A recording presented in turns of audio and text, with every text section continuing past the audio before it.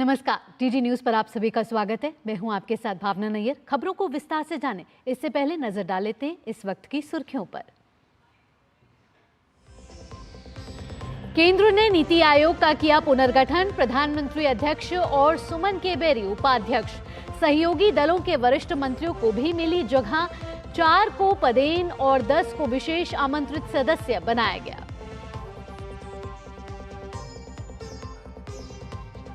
ममता बनर्जी की बड़ी मुश्किलें, कलकत्ता हाईकोर्ट ने गवर्नर के खिलाफ अपमानजनक बयान देने पर लगाई रोक। राज्यपाल सीवी आनंद ने किया फैसले का स्वागत।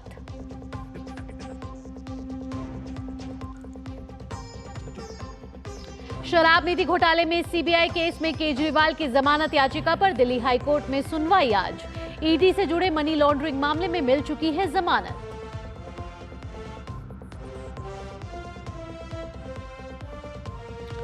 ओमान में बड़ा हादसा, तेल टैंकर के पलट जाने से 13 भारतीयों सहित 16 लोगों का पूरा दल लापता, तलाश जारी।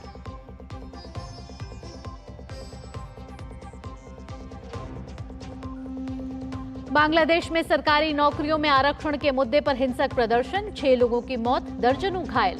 सरकार ने उठाया सख्त कदम, देश भर के स्कूल कॉलेज अगले आदेश तक बंद।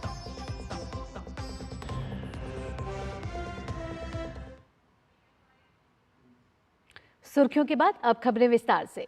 प्रधानमंत्री नरेंद्र मोदी ने नीति आयोग के पुनर्गठन को मंजूरी दे दी है।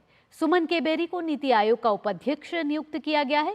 इसके अलावा 4 पूर्णकालिक सदस्यों की भी नियुक्ति की गई है। इनमें doctor V K. Saraswat, professor Ramesh Chandra, doctor V K. Paul और अरविंद वीरमानी शामिल हैं। वहीं केंद्रीय मंत्रियों राजनाथ सिंह, अमित शाह, निर्मला सीतारमण और शिवराज सिंह चौहान को पदेन सदस्य बनाया गया है। इसके अलावा 10 विशेष आमंत्रित सदस्य बनाए गए हैं। इनमें एनडीए सहयोगी दलों को भी जगह दी गई है।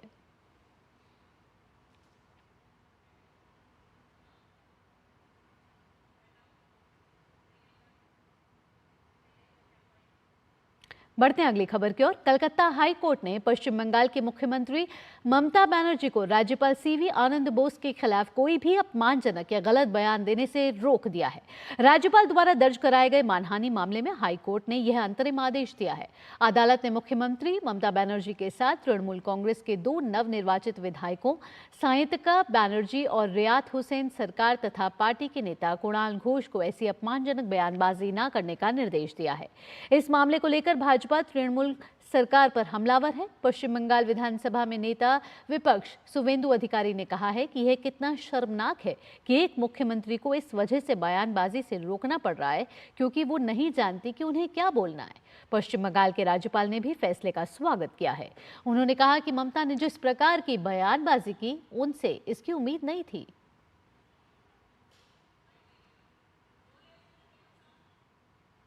I welcome the judgment.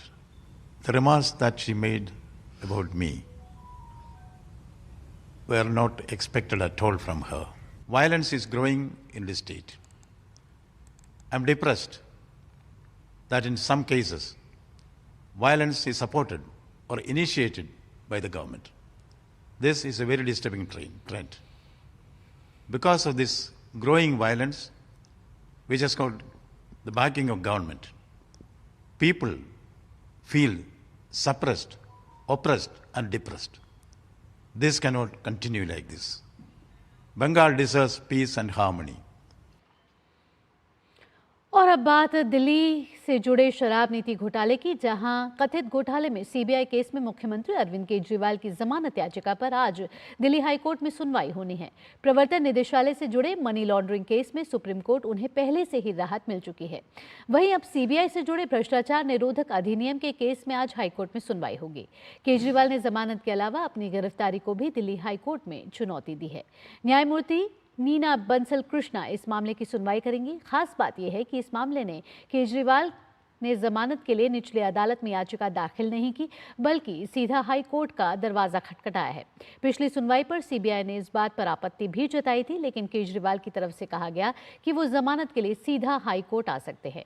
Supreme court ने अपनी कई मामलों में ये व्यवस्था दी है, जिसके बाद कोर्ट ने सीबीआई को जवाब दाखिल करने को और नोटिस देते हुए सुनवाई आज के लिए तय की है। अरविंद केजरीवाल को इसी साल मार्च में दिल्ली शराब घोटाले के मामले में अरेस्ट किया गया था। सीबीआई भ्रष्टाचार के मामले की जांच कर रही है। वहीं ईडी मनी लॉन्ड्रिंग की धाराओं में मुख्यमंत्री के खिलाफ आरोप पत्र दाखिल कर चुकी है। राउज एवेन्यू कोर्ट ने सीबीआई मामले में मुख्यमंत्री अरविंद केजरीवाल की न्यायिक हिरासत 25 जुलाई तक बढ़ा दी है। ईडी द्वारा दायर चार्जशीट के मामले में राउज एवेन्यू कोर्ट में अगली सुनवाई 25 जुलाई को होगी। केजरीवाल को सुप्रीम कोर्ट ने 12 जुलाई को कथित आबकारी नीति घोटाले से जुड़े मनी लॉन्ड्रिंग मामले में जमानत दे दी थी, लेकिन सीबीआई की ओर से दर्ज केस की वजह से वो जेल में बंद है। केजरीवाल को 26 जून को सीबीआई ने गिरफ्तार किया था। इससे पहले केजरीवाल को इसी साल मार्च में ईडी ने गिरफ्तार किया था।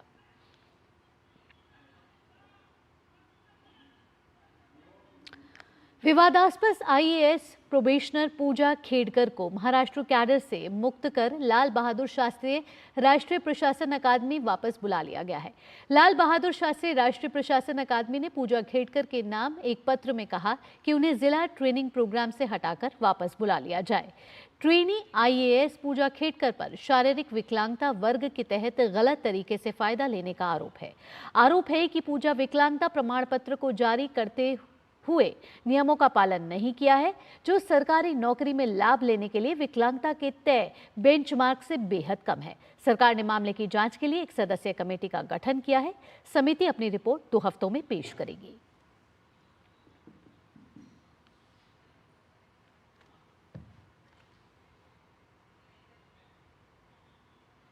बुलेटिन में आगे बढ़ते हैं। अयोध्या में सुरक्षा व्यवस्था को परखने के लिए राष्ट्रीय सुरक्षा गार्ड एनएसजी की टीम आज वहां पहुंचेगी।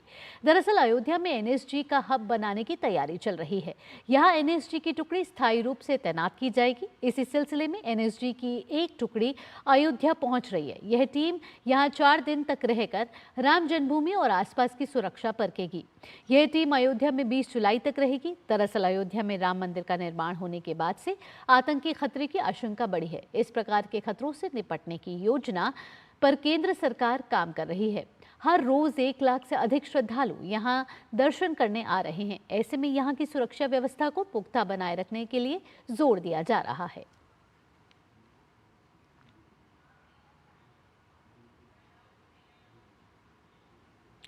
आगे बढ़ते हुए बात कर लेते हैं उत्तर प्रदेश के उप मुख्यमंत्री केशव प्रसाद मौर्य ने दिल्ली में बीजेपी मुख्यालय में भाजपा अध्यक्ष जेपी नड्डा से मुलाकात की है। बैठक में यूपी बीजेपी के अध्यक्ष भूपेंद्र सिंह चौधरी भी मौजूद थे। सूत्रों के मुताबिक 1 घंटे चली बैठक में उत्तर प्रदेश के राजनीतिक विषय पर चर्चा हुई। संगठन और सरकार के बीच सामंजस्य रहे, इसके लिए मिलकर प्रदेश के विकास के लिए काम करने पर बातचीत हुई। दरअसल उत्तर प्रदेश की 10 सीटों पर उपचुनाव होने हैं और बीजेपी ने सभी सीटों पर जीतने के लक्ष्य पर चर्चा की। ये भी बताया जा रहा है कि बैठक में इस बात पर भी चर्चा हुई है कि सार्वजनिक रूप से बीजेपी नेता विवादित बयान देने से बचें। खास बात यह है कि केशव प्रसाद मौर्य का ये दौरा यूपी में बीजेपी की कार्यसमिति की बैठक के संपन्न होने के ठीक बाद हुआ है।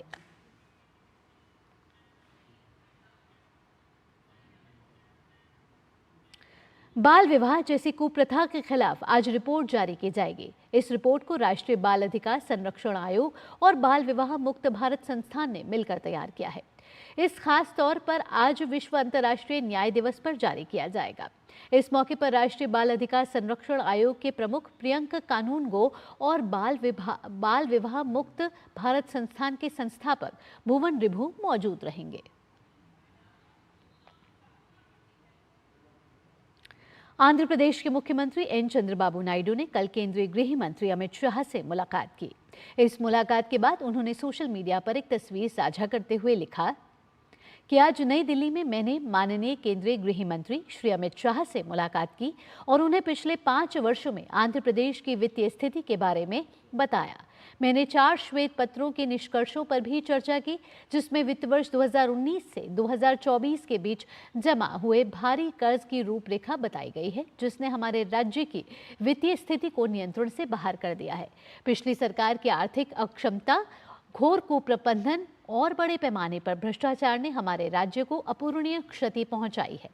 लोगों की ओर से एनडीए को दिए गए जनादेश का सम्मान करते हुए केंद्र और राज्य सरकारें एक व्यापक सुधार योजना तैयार करेंगी और हमारे राज्य की अर्थव्यवस्था को फिर से पटरी पर लाएंगी।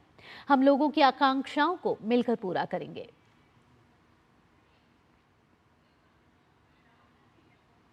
पश्चिम बंगाल भाजपा के वरिष्ठ नेता शुभेंदु अधिकारी ने राज्य सरकार पर जोरदार हमला बोला है।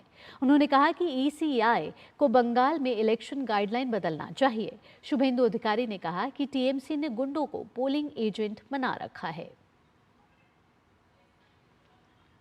Our demand is very simple. ECI should change the election guideline, especially in Bengal. TMC एक एक सीट में 8-8, 7-7 करके डैमी प्रत्याशी खड़ा कर रहा है और 8 गुंडा को पोलिंग एजेंट का आई कार्ड देकर अंदर घुसा रहा है। टीएमसी कैडर को presiding polling officer in Raiganj 371 presiding and polling officer selected by a one particular community. They choose in Itahar, Dalkola, Gwalpukur and Chakulia. 371. It's a पक्का सबूत। 3 महीने पहले लोकसभा चुनाव का प्रिजाइडिंग पोलिंग था, सुरेंद्र मीना चेंज कर दिया। इसके ऊपर जांच होना चाहिए। वहीं नेता शुभेंदु अधिकारी राज्यपाल सीवी आनंद बोस से मिले, जहां उन्होंने ज्ञापन सौंपा। इसके साथ ही उन्होंने सोशल मीडिया प्लेटफॉर्म के जरिए जानकारी भी साझा की, जिसमें विधानसभा उपचुनाव पर चौंकाने वाले खुलासे किए गए। यहां बड़ी संख्या में मुसलमानों को चुनावी ड्यूटी पर ममता सरकार ने तैनात किया और रायगंज विधानसभा उपचुनाव में ड्यूटी कर सिर्फ मुसलमान लगाए गए। रायगंज भाजपा की पक्की सीट है, फिर भी उपचुनाव में बीजेपी हार गई। इस बेहद महत्वपूर्ण आंकड़े पर ध्यान देने की बात कही गई है।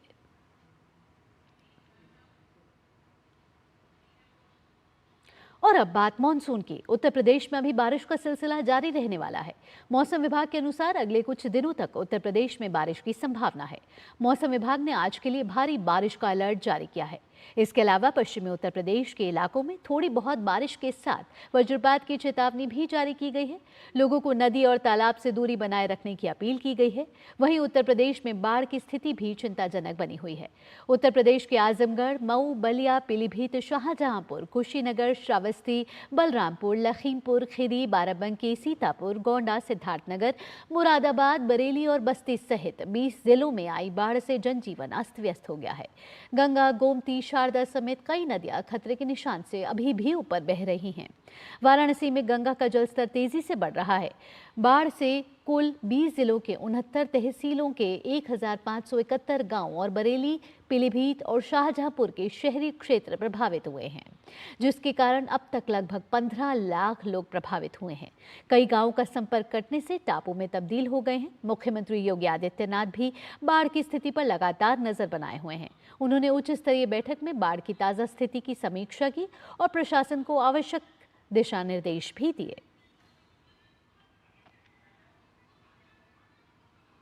बात अब केरल की। केरल में मूसलाधार बारिश से आम जनजीवन अस्त व्यस्त हो गया है। प्रशासन ने आज 8 जिलों के शिक्षण संस्थानों में छुट्टी की घोषणा कर दी है।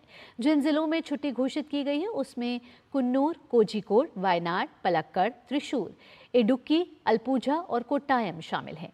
इन जिलों में ट्यूशन केंद्रों, आंगनवाड़ी और पेशेवर शिक्षा संबंधी महाविद्यालयों सहित सभी शिक्षण संस्थानों में छुट्टी रहेगी।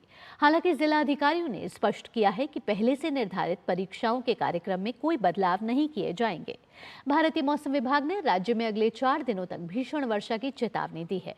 मलापुरम, कोझिकोड, वायनाड, कन्नूर और कासरगोड जिलों में वर्षा का ऑरेंज अलर्ट घोषित किया है, जबकि पथनामथिट्टा, अल्पुझा, कोट्टायम, इडुक्की, एर्नाकुलम, त्रिशूर और पलक्कड़ जिलों में आज येलो अलर्ट जारी किया गया है। खराब मौसम को देखते हुए केरल, कर्नाटक और लक्षद्वीप के तटीय क्षेत्रों में प्रशासन ने मछुआरों को समुद्र में नहीं जाने का निर्देश दिया है।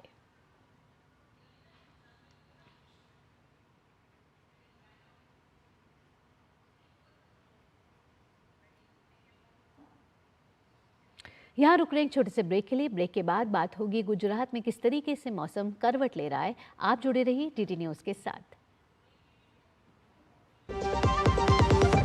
अब आया असली स्वाद। अब आया स्वाद। जब स्वाद के पड़े हो लाले तो MDH का चंकी चाट मसाला डालें। MDH का चंकी चाट मसाला। MDH स्वाद से सबको दीवाना कर दे, दीवाना कर दे। पता का चाय, गजब का स्वाद। मैं क्या जी, सब जानते हैं, जहां दिखे मारियो अपना समझ के खा लियो।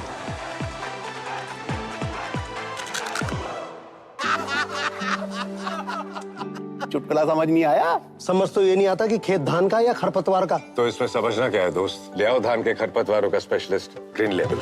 IIL के ट्रैक्टर ब्रांड का ग्रीन लेवल, धान के खरपतवारों का स्पेशलिस्ट। दादी के हाथों का जादू और खुशबू से महकता घर। MDH गरम मसाला, असली मसालों से भरा हूँ मैं, क्योंकि हर रिश्ता है स्वाद से जुड़ा।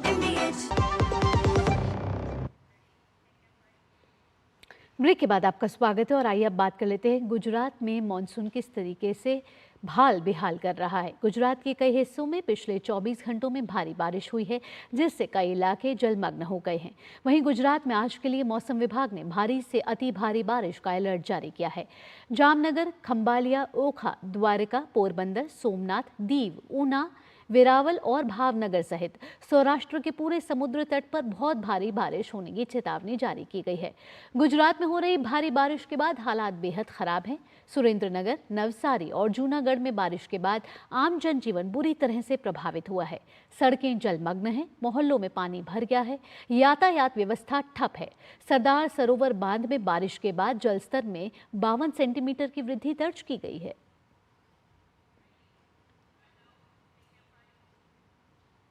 देश के कई राज्य बाढ़ की चपेट में हैं। खासकर मणिपुर, असम, उत्तर प्रदेश में बाढ़ की विभीषिका को देखते हुए राष्ट्रीय आपदा प्रतिक्रिया बल यानी कि NDRF की तैनाती भी की गई है। केंद्रीय गृह मंत्री ने बाढ़ की चुनौतियों से निपटने और तैयारियों पर कई राज्यों के मुख्यमंत्री से बात की है। बाढ़ और बारिश की चुनौतियों के बीच NDRF के IG नरेंद्र सिंह बुंदेला से बात की हमारे संवाददाता धीरज कुमार ने। देश के कई हिस्सों में बाढ़ जैसे हालात हैं। इस बीच NDRF की भूमिका काफ़ी महत्वपूर्ण हो जाती है और इस वक्त हमारे साथ NDRF के IG मौजूद हैं, जिनसे हम जानने की कोशिश करते हैं। कई राज्यों में जो बाढ़ की स्थिति है, कई राज्यों में बाढ़ पानी खतरे के लेवल से ऊपर है, तो कौन कौन से ऐसे राज्य हैं जहां की बाढ़ की स्थिति अभी ज़्यादा है और क्या क्या चुनौतियां हैं? तो इस सीज़न में जो हमारा डिप्लॉयमेंट मेनली रहा है बाढ़ के लिए, मणिपुर, असम, कर्नाटका, उत्तर प्रदेश, उत्तराखंड, इन सब राज्यों में ज़्यादा रहा है और ये समय के हिसाब से, बारिश के हिसाब से बदलते रहते हैं। तो इसमें सबसे इम्पॉर्टेंट काम है जो फोरकास्टिंग एजेंसीज़ हैं, जैसे IMD और CWC, ये बाढ़ के बारे में हमको पहले से इत्तला करते हैं, राज्य सरकार को खबर जाती है और जहाँ पर लगता है कि बाढ़ ज़्यादा आएगा और लोकल रिसोर्सेज के साथ NDRF की भी ज़रूरत है, तो हमारी वहाँ टीम डिप्लॉय हो जाती है। तो इसमें जो हम मेन काम करते हैं स्टेट गवर्नमेंट के साथ मिलकर, जब बारिश का टाइम होता है, फ्लड आता है, हमको पता रहता है किस किस एरिया में आता है, तो इनके साथ बैठकर एक प्लानिंग की जाती है जिसमें NDRF की टीम की प्री पोजिशनिंग की जाती है ताकि बाढ़ आने से पहले हमारी कुछ टीमें पहले से वहाँ मौजूद रहे और जब बाढ़ आती है तो ऑब्वियसली स्टेट गवर्नमेंट के साथ, उनके रिसोर्सेज के साथ मिलकर हम काम करते हैं। सर, कल गृह मंत्री ने भी कई राज्य के मुख्यमंत्रियों से बात की है, बाढ़ के बारे में चर्चा की है, उसके हालात के बारे में। अभी टीम की बात करें, कितनी टीमें कहाँ कहाँ लगी हुई है राहत और बचाव की अगर हम बात करें तो ये टीम देखिए डेली ऑपरेशन का चेंज होता रहता है। बाढ़ के एरिया में भी टीम डिप्लॉयड है, लेकिन खतरे से नीचे होने पर जहाँ पर इवैक्यूएशन या रेस्क्यू की ज़रूरत नहीं है तो टीम स्टैंड बाय पर भी हो जाती है। लेकिन हमारे पास आज के दिन 100 से भी ज़्यादा टीम करीब जो होंगी ऑपरेशनल एरिया में मौजूद हैं। बाढ़ आती है और इस तरह की परेशानी होती है, लेकिन इस बीच क्या चुनौतियां होती है, थोड़ा सा हम चुनौतियों के बारे में भी जानने की कोशिश करें।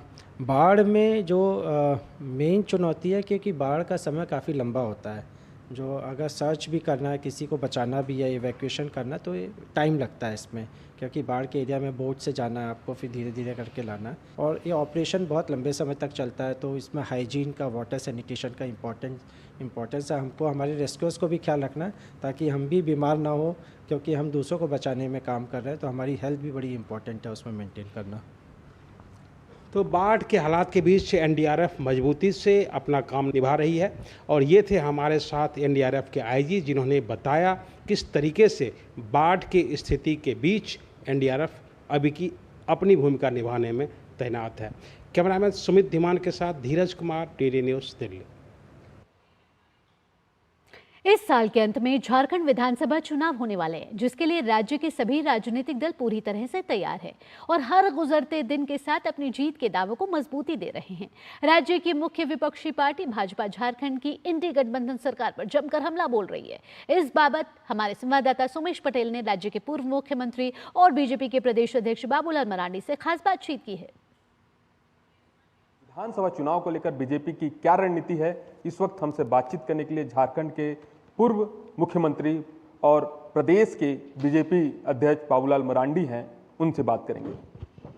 किस तरह की रणनीति चुनाव? तो 513 मंडल के जो पार्टी के जो पदाधिकारी है,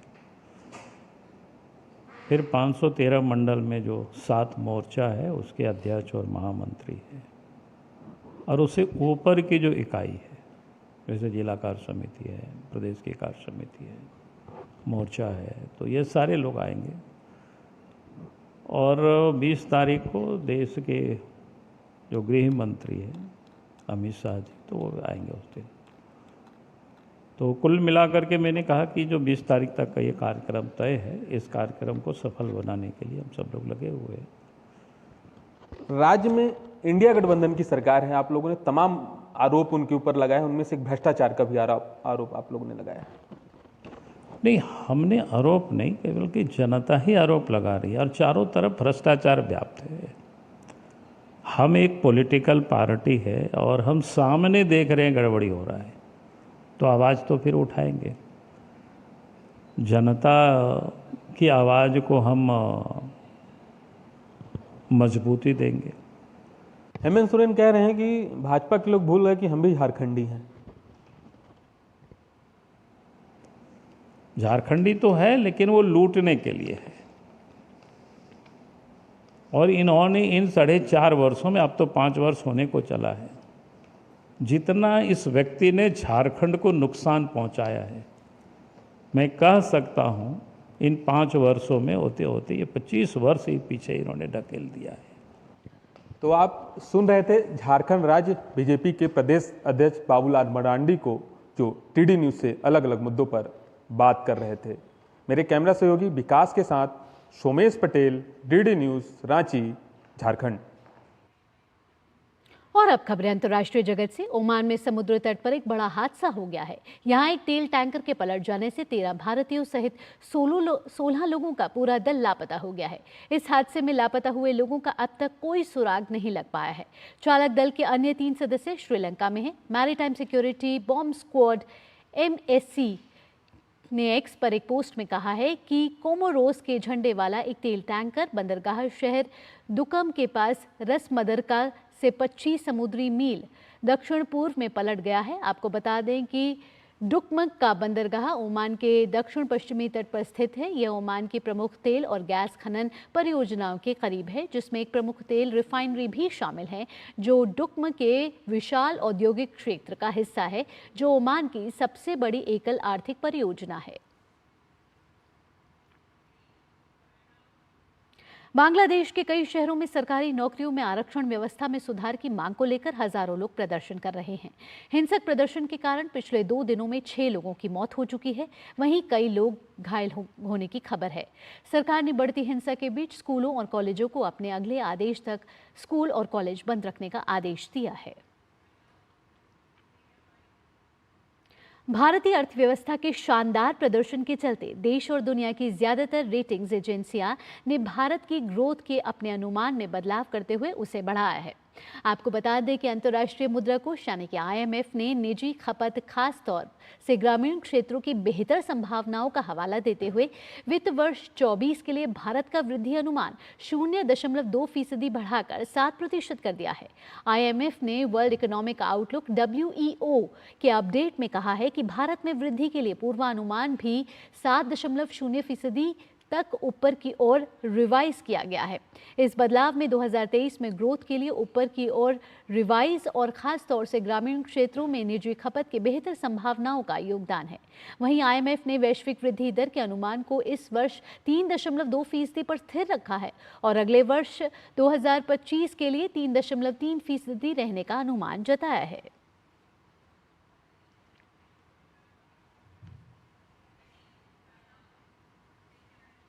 यूं तो पूरे देश में ही आषाढ़ी एकादशी का विशेष महत्व है, लेकिन महाराष्ट्र के पंढरपुर में इस दिन का अलग ही महत्व है। देश के कोने कोने से भक्त यहां पहुंचते हैं और भगवान विट्ठल के दर्शन करते हैं। आज आषाढ़ एकादशी के पावन अवसर पर महाराष्ट्र के मुख्यमंत्री एकनाथ शिंदे और उप मुख्यमंत्री देवेंद्र फडणवीस भी भक्तों के बीच पहुंचे। एकनाथ शिंदे ने श्री विट्ठल रुक्मणी मंदिर की महापूजा में भी हिस्सा लिया। आषाढ़ एकादशी के मौके पर चलाई जा रही विशेष ट्रेनों में आज का दृश्य देखते ही बन रहा है। स्टेशन हो या ट्रेन के अंदर, हर जगह भक्त का गुणगान करते नजर आ रहे हैं।